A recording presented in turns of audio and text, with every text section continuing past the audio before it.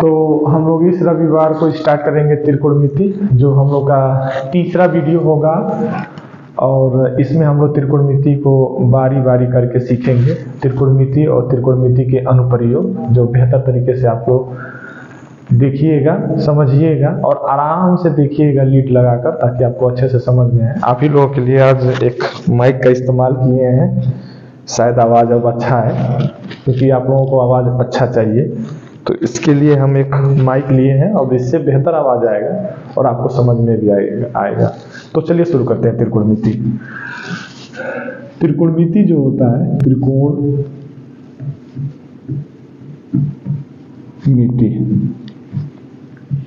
त्रिकोणमिति में हम लोग इसमें कोण और भुजा के बारे में पढ़ते हैं। एक समकोण त्रिभुज लेकर चलते हैं। एक समकोण त्रिभुज, इसमें सबसे ज्यादा इसी का इस्तेमाल होता है। एक समकोण त्रिभुज होता है जिनके तीनों कोणों का योग 180 अंश होता है। तो इसमें हम लोग एक समकोण त्रिभुज लेते हैं। समकोण त्रिभुज, बस आप लोग थोड़ा ध्यान से देखिएगा, आपको बहुत अच्छे से समझ में आएगा। समकोण त्रिभुज में एक कोण जो होता है वो 90 अंश का होता है। एक कोण जो होता है वो 90 अंश का होता है। ए बी सी, जो ये कोण होता है ये 90 अंश का होता है। ये न्यून कोण होते हैं जो 90 अंश से कम होते हैं। तो इसको हम लोग समझने के लिए थीटा और इसे हम लोग फाई बना देते हैं, ठीक है। उसके बाद से जब हम लोग यहाँ से देखते हैं, यहाँ से पॉइंट ए से हम लोग देखते हैं, बिंदु ए से जब हम लोग देखते हैं, तो इसके सामने का ये लंब होता है और इसके नीचे का आधार होता है, आधार, और इसके साइड का ये कण होता है।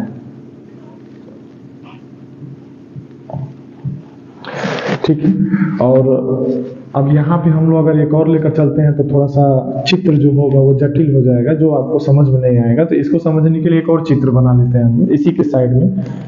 तो जब हम लोग ऐसे ही सेम बनाते हैं, नाम भी सेम लिखते हैं, ए बी सी, ये समकोण होता है, ये कोण थीटा होता है और ये कोण क्या हो जाता है आपका फाई, ठीक है। तो जब अगर हम लोग बिंदु सी से अगर हम लोग देखते हैं तो इसके सामने का ये लंब होगा, इसके नीचे का ये आधार होगा, आधार, और इसके बगल वाला जो होगा वो आपका कण होगा, ठीक है। तो इसी में एक इस्तेमाल होता है हम लोग का पाइथागोरस प्रमेय। तो पहला जो फार्मूला हम लोग का तैयार होता है वो होता है पाइथागोरस प्रमेय।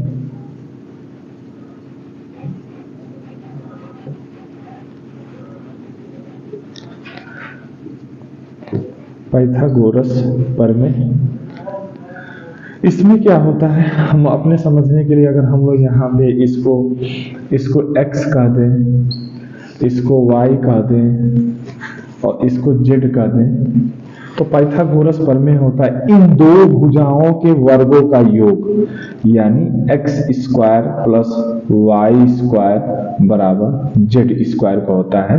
इसी को हम लोग पाइथागोरस प्रमेय कहते हैं। और इसको हम लोग ऐसे भी लिख सकते हैं, z स्क्वायर बराबर x square plus y square, ऐसे भी कर सकते हैं।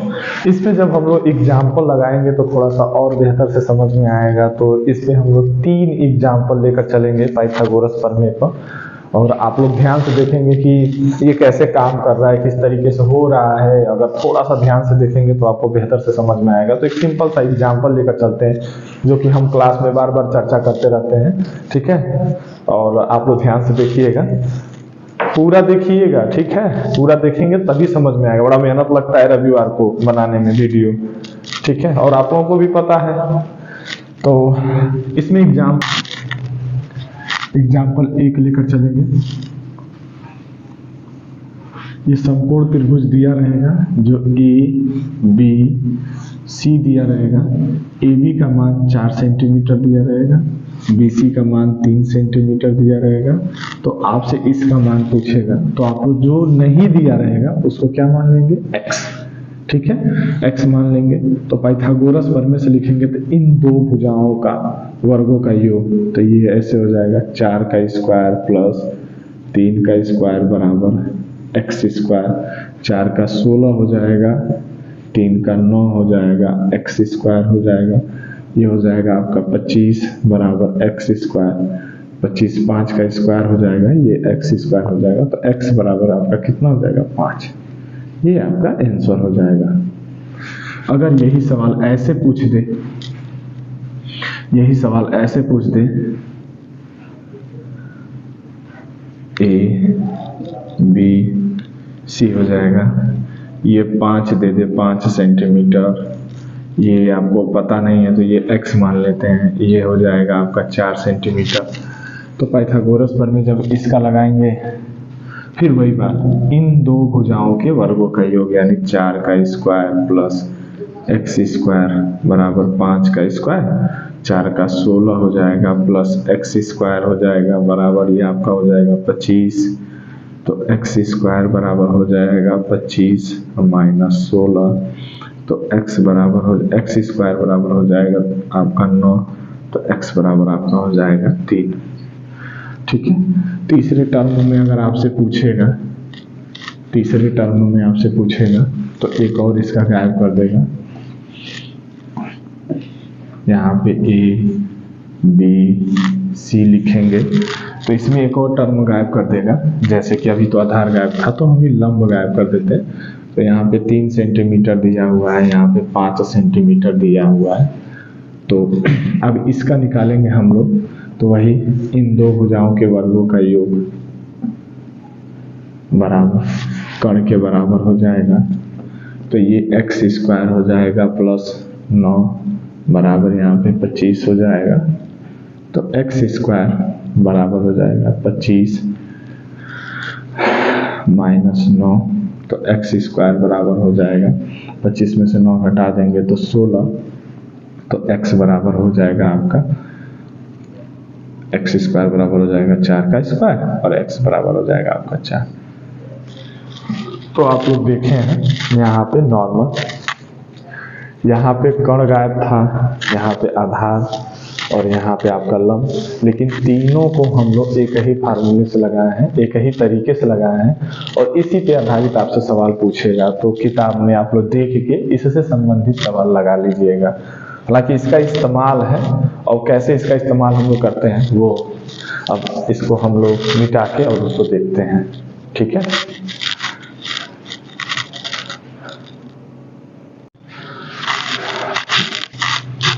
तो इसके बाद से हम लोग सीखेंगे त्रिकोणमितीय अनुपात।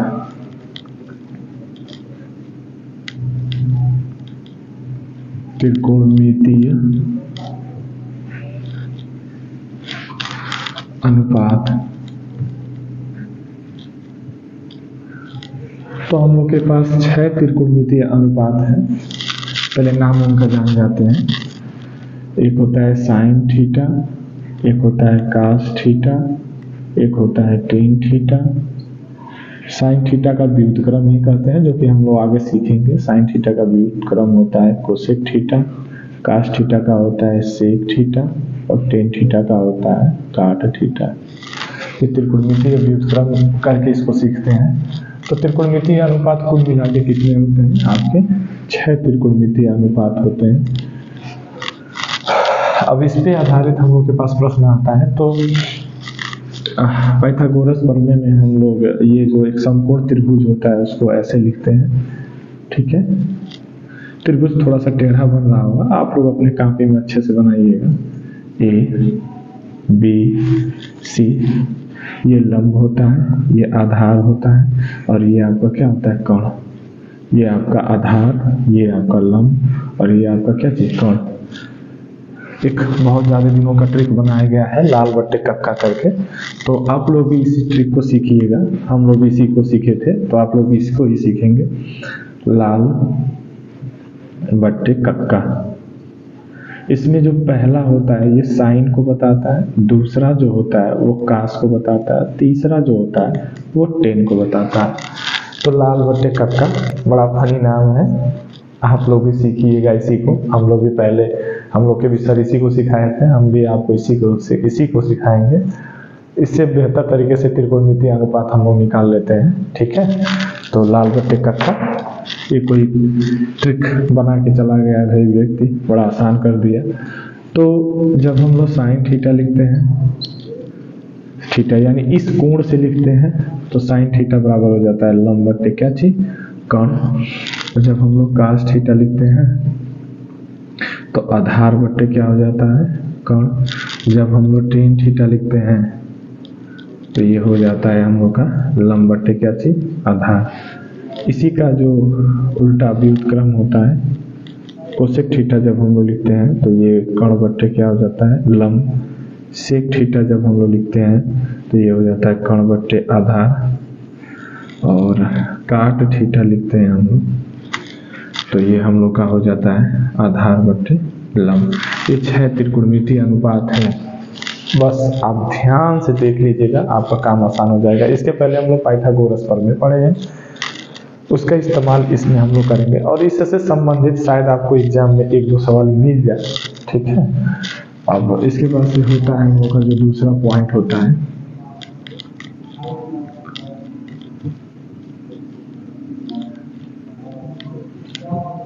त्रिकोणमितीय व्युत्क्रम।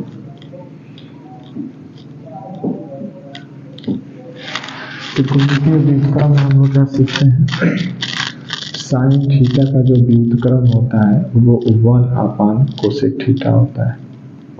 इसमें कई संबंध स्थापित कर सकते हैं, जिससे त्रिकोणमिति का सवाल लगाने में क्या हो जाता है, थोड़ा सा आसानी हो जाता है। तो अगर हम ये कहें कि अगर यहाँ पे थीटा है तो यहाँ पे थीटा होना चाहिए, अगर यहाँ पे ए है तो यहाँ पे ए होना चाहिए, अगर यहाँ पे बी है तो यहाँ पे बी होना चाहिए, यहाँ पे एक्स है तो यहाँ पे एक्स होना चाहिए, ठीक है। अगर यहाँ स्क्वायर है तो यहाँ स्क्वायर होना चाहिए। तो ये बात आपके दिमाग में बैठ जाना चाहिए, ठीक है। अब ऐसा नहीं कि साइन ए लिख रहे हैं आप यहाँ पे और 1 करके यहाँ पे कोसेक बी लिख दे रहे हैं, जो कि ये सरासर क्या है, गलत माना जाएगा, ठीक है। तो ये तो आपको समझ में आ ही गया होगा। तो इसी पे आधारित हम लोग करते हैं कि अगर साइन थीटा रहेगा तो इसको 1 कोसेक थीटा हम लोग क्या कर सकते हैं, लिख सकते हैं। साइन थीटा और कोसेक थीटा बराबर 1 लिखा जा सकता है। अब कोसेक थीटा, ठीक है, कोसेक थीटा बराबर 1 साइन थीटा क्या कर सकते हैं, हम लिख सकते हैं। तो ये हो जाएगा। इसके बाद से हम लोग क्या करेंगे, इसी क्रम में आगे चलेंगे। तो ये हम लोग का पहला हो जाएगा। दूसरा क्या हो जाएगा, अगर कास थीटा है तो इसको 1 ठीक है सेक थीटा लिख सकते हैं। सब में उसी तरीके से होगा। और सेक थीटा है तो 1 कास थीटा लिख सकते हैं। और सेक थीटा और कास थीटा बराबर हम लोग 1 लिख सकते हैं। तीसरे नंबर पे हम लोग टेन थीटा बराबर 1 काट थीटा लिख सकते हैं। और काट थीटा बराबर 1 टेन थीटा लिख सकते हैं। टेन थीटा और काट थीटा बराबर हम लोग क्या लिख सकते हैं, 1। तो ये तीसरा हो गया। टेन का साइन और कास में संबंध भी होता है, तो टेन थीटा बराबर हम लोग लिख सकते हैं sine theta upon cos theta. और काट थीटा बराबर भी हम लोग लिख सकते हैं कास थीटा बट्टे क्या चीज, साइन थीटा, ठीक है। तो इस पे एक एग्जाम्पल कर लेते हैं। एग्जाम्पल क्या होगा, यदि साइन थीटा बराबर 5/13 तो अन्य 5 त्रिकोणमितीय अनुपात ज्ञात कीजिए।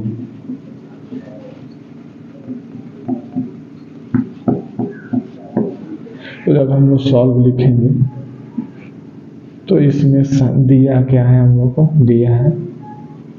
दिया क्या है, साइन थीटा बराबर हम लोग को दिया हुआ है 5/13। ठीक है, साइन थीटा बराबर 5/13 दिया हुआ है। यहाँ पे आप लोग देख रहे हैं 5/13। अब हम लोग ये जानते हैं कि साइन थीटा में क्या होता है, यहाँ पे लंब बटे कर्ण होता है।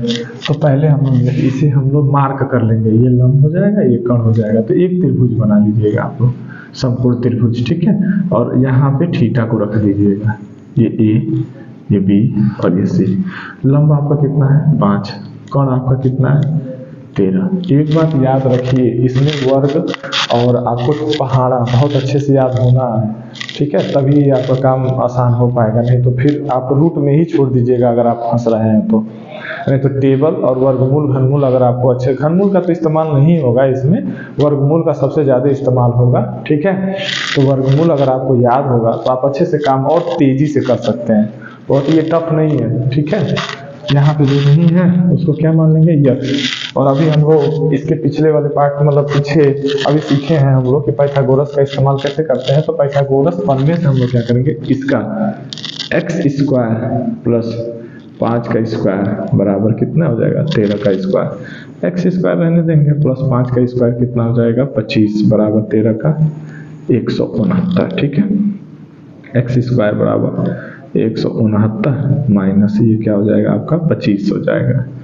x² बराबर हो जाएगा 4 1, तो x बराबर हो जाएगा आपका कितना, तो यहाँ पे हो जाएगा आपका 12। ये 12 का होता है। ठीक है, वर्ग, यानी यहाँ पे हम लोग को आधार भी पता चल गया कि 12 होगा।